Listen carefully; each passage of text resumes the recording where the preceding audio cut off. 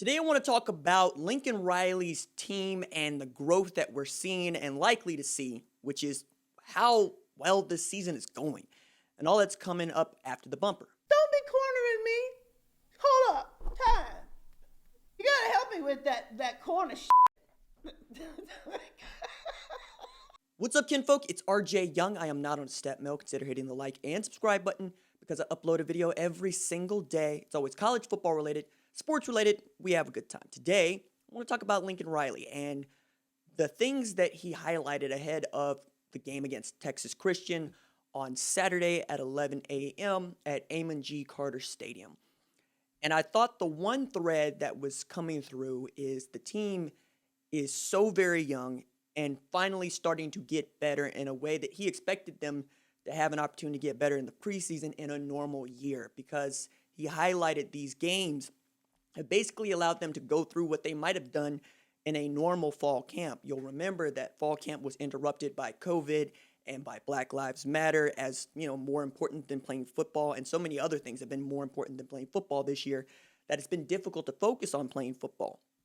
But through 4 games and a bye week, Oklahoma has really learned a lot about itself and had an opportunity to go through the growing pains that I thought that they would go through in 2020. I told most folks, it would be totally on the table to go 8-4, 9-3 in a normal year in 2020, because I just didn't expect this very young football team to be very good.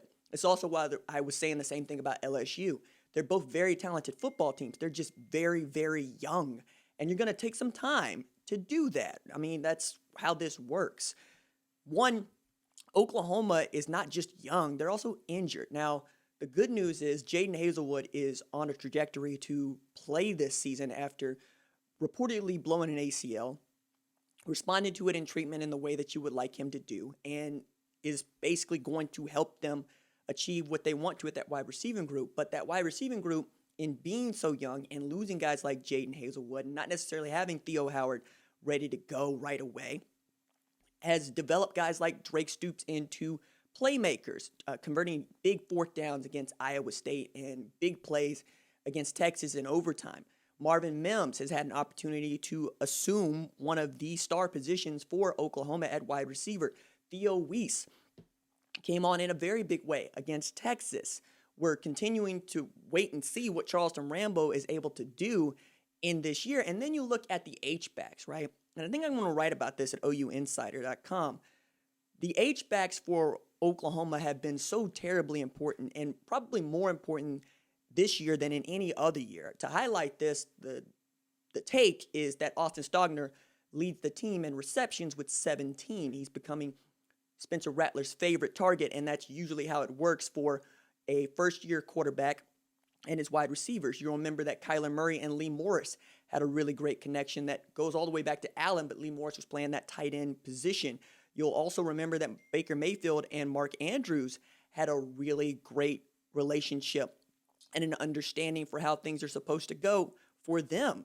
Now with Austin Stogner assuming that role, you're also getting to see guys like Mikey Henderson and Jeremiah Hall. Like, the idea that all 3 of those guys are helping you win football games in a year where we really expected Oklahoma to be a running football team is remarkable, because going into January this year, it's Kennedy Brooks, it's Trey Sermon, it's Ramondre Stevenson at tailback. This year, you got 2 scholarship tailbacks that are ready to play football, and neither has been outstanding for the entire 4 games, right? Seth McGowan had great outing against Missouri State and a decent outing against Kansas State, but TJ Pledger has come on lately, specifically in the Texas game where he became the first tailback this year to rush for over 100 yards in a game on 22 carries, 2 touchdowns, caught a couple passes of 24 yards.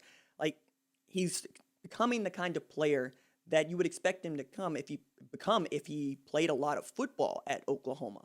And that's just not been the case. And that's what it is across the board for everybody but this offensive line, which I think is one of the reasons why we're all so just worried about Oklahoma, is that offensive line is the strength of the football team, right? They're supposed to be good.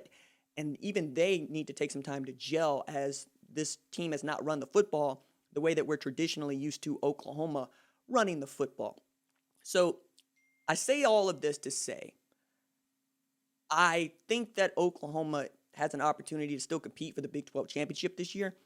But this year, where everything is out of flux, where everything is just weird, has also been a really great benefit for young players who are getting their feet put into the fire, that are experiencing what it means to play meaningful football at the major college level on television, and set them up to what I think is make a run at a national championship in 2021, with Rattler very much settled as the starting quarterback, with getting guys like Andrew Raym really good reps, Anton Harrison really good reps, Bray Walker be able to come in, and Daryl Simpson, and on it goes.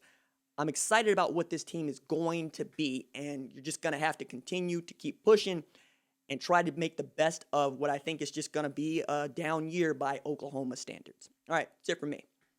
Deuces.